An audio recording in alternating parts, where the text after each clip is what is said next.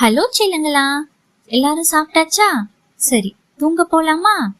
இன்னைக்கு bed time story என்ன? நேர்மையான பிச்சைக்காரர். கதைக்குள்ள போலாமா?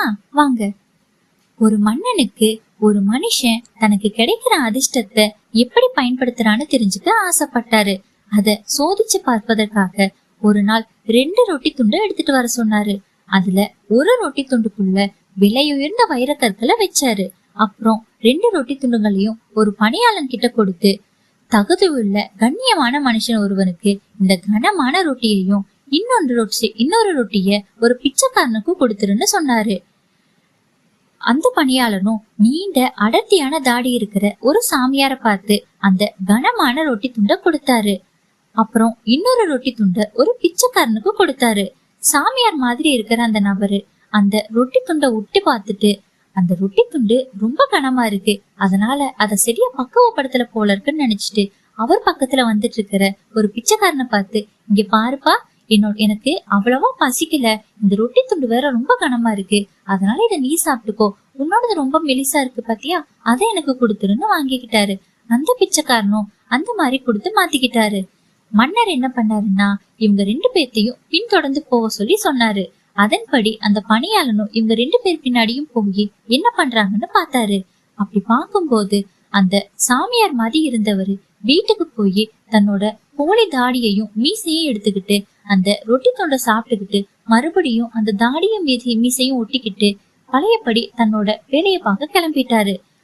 அதே மாதிரி அந்த பிச்சைக்காரன் தன்னோட வீட்டுக்கு போயிட்டு அவருக்கு கிடைச்ச அந்த ரொட்டி துண்டை தன்னோட குடும்பத்தோட பகிர்ந்து சாப்பிடலாம்னு நினைச்சு அதை பிரிக்கிறப்போ அதுக்குள்ள இருந்த வைரக்கற்களை பார்த்து எல்லாரும் அதிர்ந்தே போயிட்டாங்க.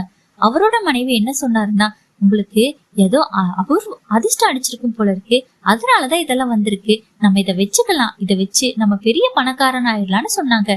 ஆனா அந்த பிச்சைக்காரன் மாதிரி இருந்தவர் என்ன சொன்னாருன்னா, இல்ல, இத அந்த பணியாளன் கிட்ட போய் நான் இத பத்தி விவரம் தெரிஞ்சுக்கணும், அவரு தெரிஞ்சேதான் கொடுத்தாரா இல்லையான்னு தெரிஞ்சுக்கணும், அவரு தெரியாம இதை கொடுத்திருந்துச்சுன்னா இது அவருக்கு சேர வேண்டியது, அப்படி இருந்துச்சுன்னா அது அவர்கிட்டயே கொடுத்துடணும், அப்படி இல்லாம அவர் தெரிஞ்சேதான் கொடுத்தேன்னு சொன்னாலும் இந்த ரொட்டி அந்த சாமியாருக்குடையது, அத அவர்கிட்ட கொடுக்கணும் அப்படின்னு சொல்லிட்டு அவர் அந்த ரொட்டி துண்டை எடுத்துக்கிட்டு அந்த பணியாளனை போய் பார்க்க போனாரு.